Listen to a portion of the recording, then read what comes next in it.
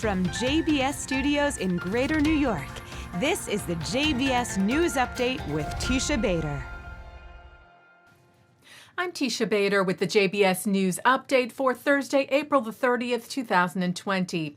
The law approving the agreement reached by Israeli Prime Minister Benjamin Netanyahu and Blue and White Party Chairman Benny Gantz allowing for a unity government and a rotating premiership passed its first reading in the Knesset today. It still requires 2 more readings in order to pass into law. There is a petition against the agreement submitted to Israel's High Court of Justice.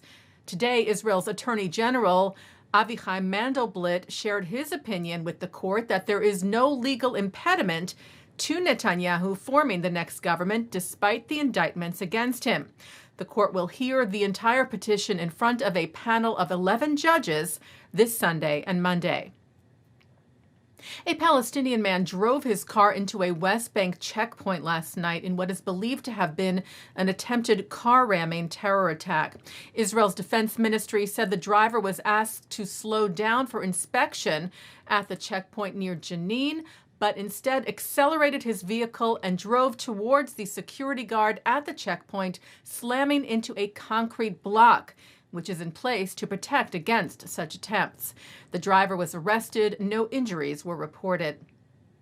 Germany announced today that it has officially outlawed Lebanese-based, Iranian-backed terror group Hezbollah, banning all of its activities on German soil. And that relates to Hezbollah in its entirety, with no distinction between its military and political wings. Germany's previous position was that of the European Union, which only bars the military wing of Hezbollah, but not its political. Germany's Interior Ministry wrote that the ban is because Hezbollah is a terrorist group and also because it calls for the violent elimination of the State of Israel and questions the right of the State of Israel to exist. Israeli Prime Minister Netanyahu welcomed the decision, saying that Germany is joining countries such as the U.S., Britain, Canada, Australia, and countries in Latin America that have already taken this step, adding that all peace-loving countries need to condemn the terrorist organizations and not give them any direct or indirect assistance. Jewish organizations welcomed Germany's actions as well. The American Jewish Committee posting video of the deadly attacks committed since the group's formation in the 1980s, including on U.S. and French army barracks in Beirut in 1983, on the Jewish Center, the AMIA building in Buenos Aires in 1994, and on a tour bus full of Israelis in Burgas, Bulgaria in 2012, among others. Israel's President Reuven Rivlin spoke with New York Governor Andrew Cuomo over the phone today about the coronavirus pandemic and the difficulties New York is facing in particular.